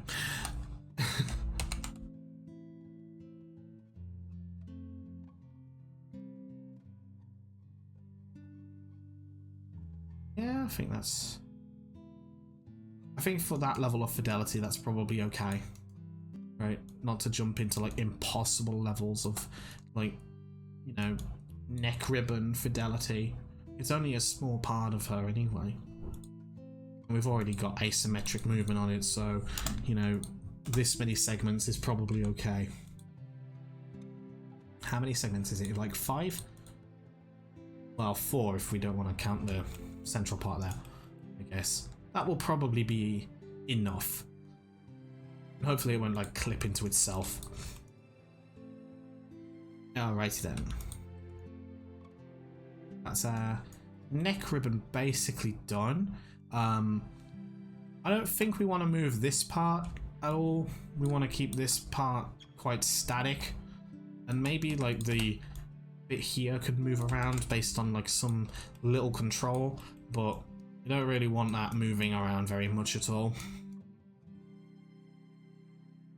And of course we'll mirror it later, but nope, not like that. While we're there, set preferred angle. Incidentally, like accidentally hitting assume preferred angle, you better undo, and you better not have any animation keys down. Well, it's all too easy to hit S and then accidentally set keys, and then find that you can never reset your bloody bones back. Oh, it's painful. It's painful when that happens. Alright, so where are we now? We are about 15 minutes left, and we've got face, we've got hair to do. 2 layers of hair actually on the back. We got this bit done. Skirt needs doing, and maybe the apron needs doing as well. That is going to be really interesting. How to do this apron. Alright, let's save first. Okay, so let's try doing the apron.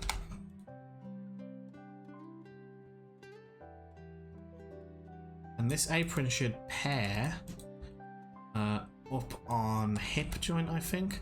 Right, so if I want to move this, the apron should move as well. Yeah, I guess. Although it won't, like this sort of top part here probably won't even be bound.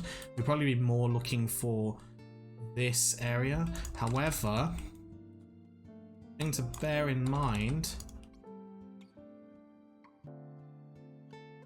is that this whole area can only like move certain parts of it, and we don't want it to move a lot at all because otherwise it's gonna break.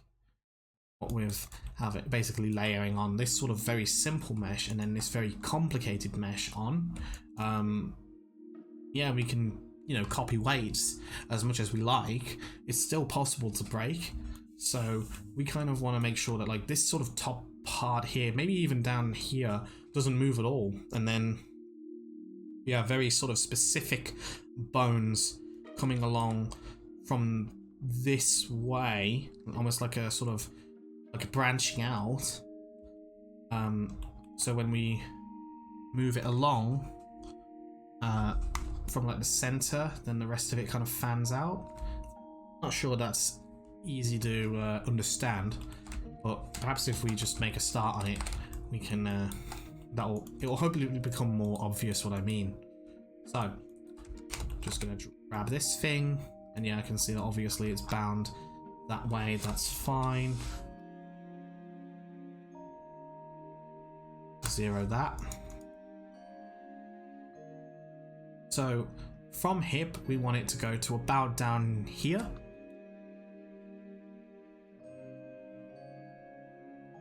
And the only thing that I think that is important to bear in mind is that we want it to be behind the cloth rather than like in front of it. And hopefully it won't clip. Bone placement on like very thin things can be really, really tricky and annoying. So and very experimental as well. One of the ways that you learn is just by doing, trying it out. You know, the whole meme of like you see it's like 4 steps to draw some complicated thing. Step 1 looks easy enough, step 2 looks reasonable, step 3 looks freaking, you know, what? And then step 5 is like, well, what did you even do to step 3? You know, that kind of thing. It's like with anything. Those like steps at the end where it looks like you don't know what they did is because you don't understand those steps. Also because, you know, meme. Anyway. Apron. I guess like apron 1. And we want to be able to branch it out. I'm not sure exactly how we're going to control it, but it would definitely be more sort of, hopefully easier controls, like sort of a bit of a UI or something. I don't know, but we don't want it to move very much. So about like here, here, and then here. Maybe that's enough. Like that. So apron. And then center or middle. Let's just use mid. It's the word we've been using for a good while now. Mid 1, 2, 3. All right. And go right ahead and throw those in there. And then we want this to be paired up to, I think it's hip. Yeah. Hip over here, or pelvic. I'm not 100% sure if that should pair that way though. So like when the hip rotates, yeah, okay. But then when the pelvic stuff rotates, i.e. legs, should this rotate too with it? Probably not. That doesn't seem right to me. Alright, not that the pelvic area is going to rotate very much, right? But I don't think that should. Because that's going to change the way that this behaves. So if we were to move this here and we rotate that around, does that seem reasonable? Maybe it is. I don't know. I'm just trying to imagine the caramel dancing, right? But you know, if this character would have bloody well do the caramel dancing with the extreme, like, you know, hip movement, would this apron clip?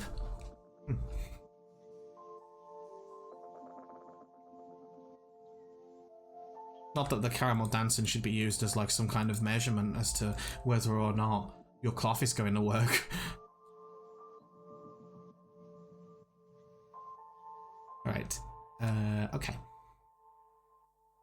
So I guess the easiest way from here, go ahead and take these two, well, not duplicate like that, that was stupid. Duplicate like this. Rotate that around, move it. Doesn't need to be too precise. Just so long as it's behind the cloth, which can be admittedly difficult to tell sometimes, but as long as it's behind there. Rotate up. Move that up. Position that there. Over here. I don't think like we want this to be any more complicated than it has to be. The more complicated it gets, the more painful it will be. And I don't think we need to animate like every single frill or anything like that. You know, it's probably going to be fine enough if we just got, you know, joint, joint, joint, or even joint, joint, joints. I don't know. So it just sort of fans out like a little tree, like a leaf, rather.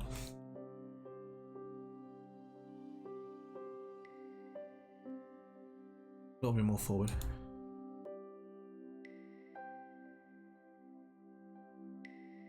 Not aim.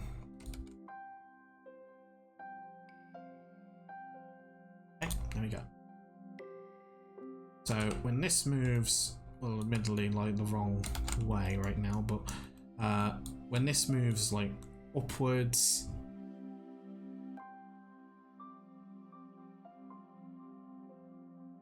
it might bring some of that with it.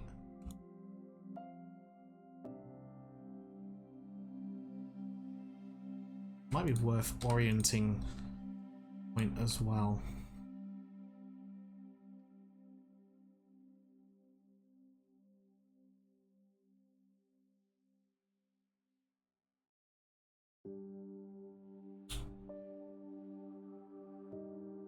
And thankfully that's pointing right down there. Probably go about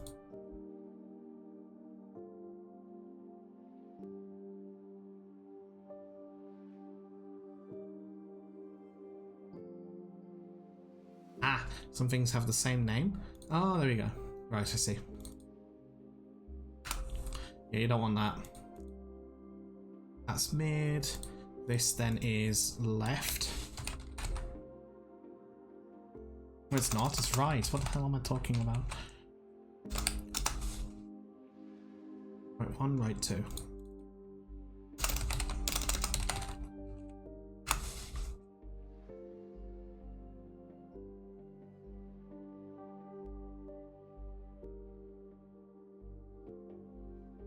Orient that. Orient.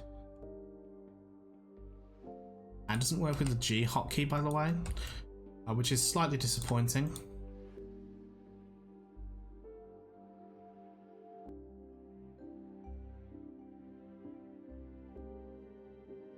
We did that right? Yes, we did. All right, cool. So.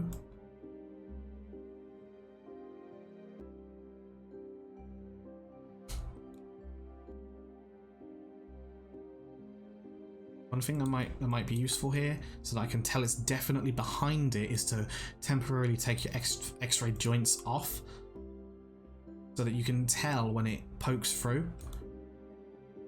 You don't want it to be in front, because if it's in front, then it will rotate it very differently.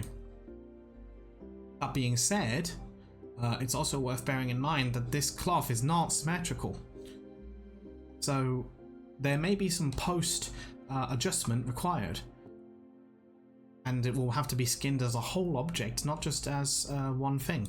Sorry, as a mirrored thing. Bear that in mind when you make asymmetrical objects. You will have to then skin it asymmetrically. As hilarious and obvious as that is.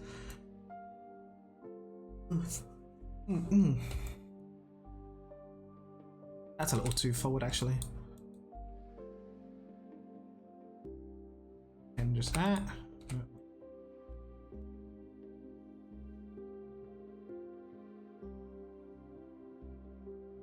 little further. Check that it's definitely behind it. Yep, there we go. Obviously, if it's too behind it, then what will happen is if you rotate it too much, it's going to clip the other side through it. But hope that's not anywhere as bad as having it in front, where that will definitely happen, and you will show the wrong side of the object. You know, or you'll show objects below it because they will clip into the skirt here. Right? So, yeah, fun.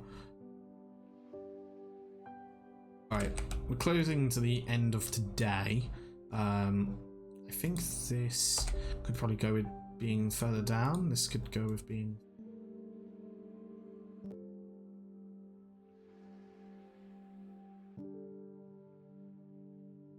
Duplicate this over, throw it over there, upwards.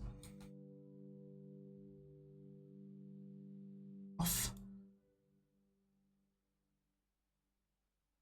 Should be behind enough. We don't want this apron to move very much. We just want it, like, we're going to pretend it's quite heavy.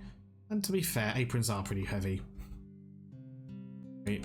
Like, they're pretty heavy pieces of cloth. They're supposed to stand up to a lot of, you know, work.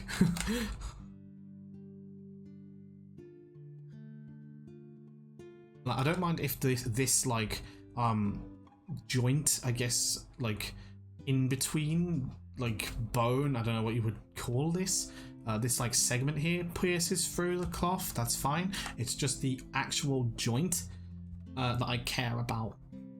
So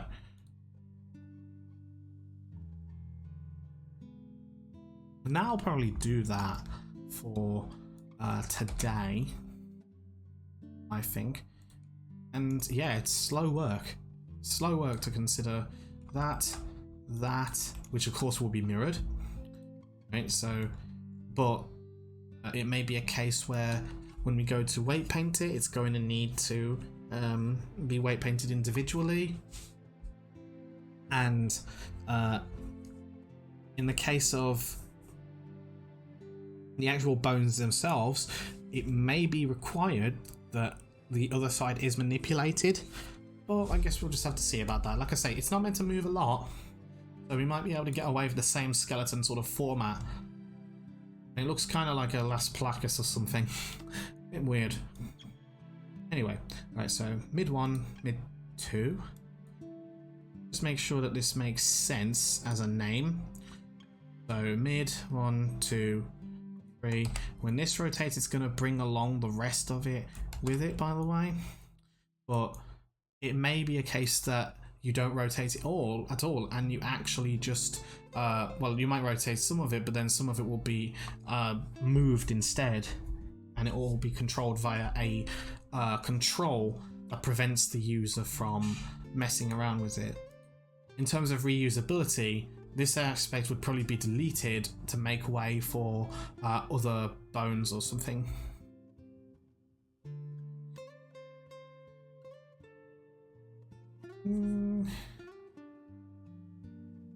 Wondering if it's worth patching and making like a bone here and then there. It might be a bit too much though. Yeah. Mid 1, mid 2, mid 3. And I guess like this would be like bottom right. Or bottom R. And of course the other one would be called bottom L. This one is a stupid name right now. But at the same time it kind of does need to be distinguished by, like that.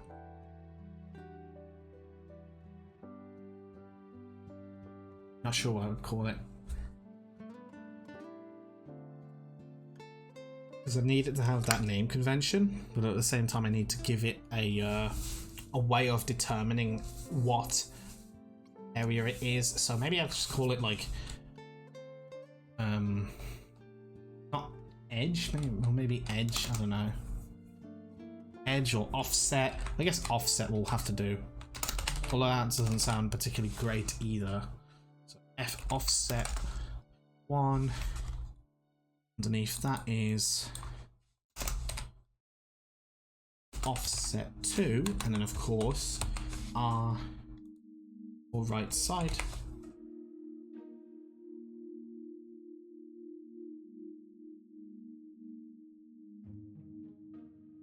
I'm just going to add the word top in there actually as well. Also, not this one. Offset mid.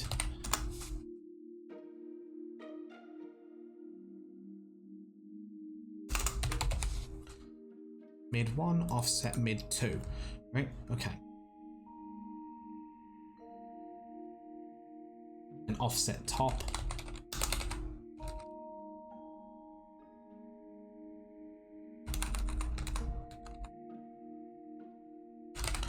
Offset top 2.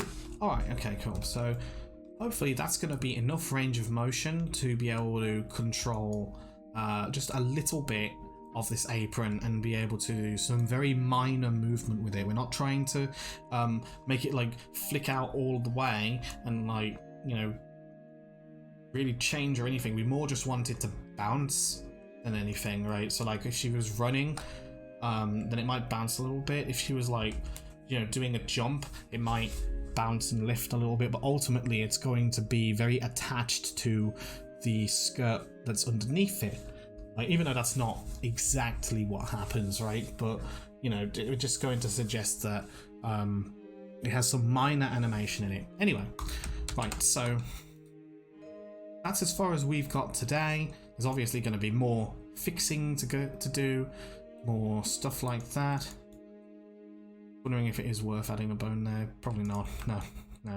we're done with that bit. All right, so the next time we need to do the inevitable. So face there, the skirt here. All of these things are basically the boss monsters of rigging to me. So hair, bones, yeah, hair, bones. I don't think this bit will be necessary to rig. I think we can keep this as it is. It's no real point because it's just too high fidelity and small. You know, we're not going to animate wind on that, so I don't think so anyway. That would be very small rigging. Like, it's very small to rig for, but it's just a massive job. So we leave that bit well alone. But the real sort of interesting thing then that we've got to do with this is facial rigging. And I think that should probably be left last, maybe. But then again, some of it needs to build from whatever we map onto the head anyway. At the very least, we should like make a start on eyes, maybe the jaw.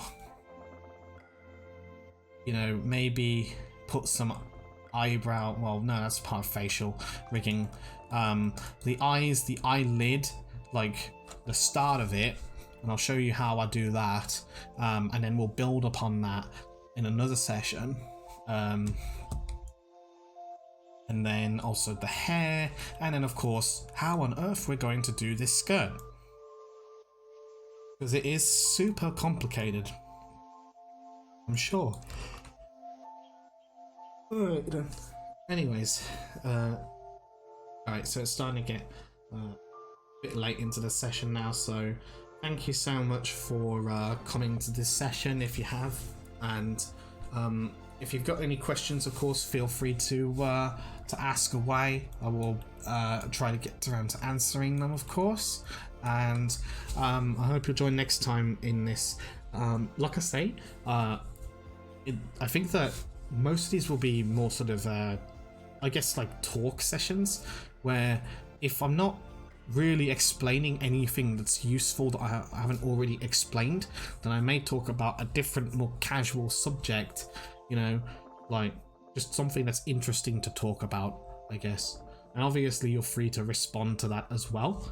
So as I say, these are very open sessions, so yeah, you can always enter in chat just to, you know, like ask any kind of questions. Anyway, that's it for today. Thank you so much, and have a good day. Bye bye.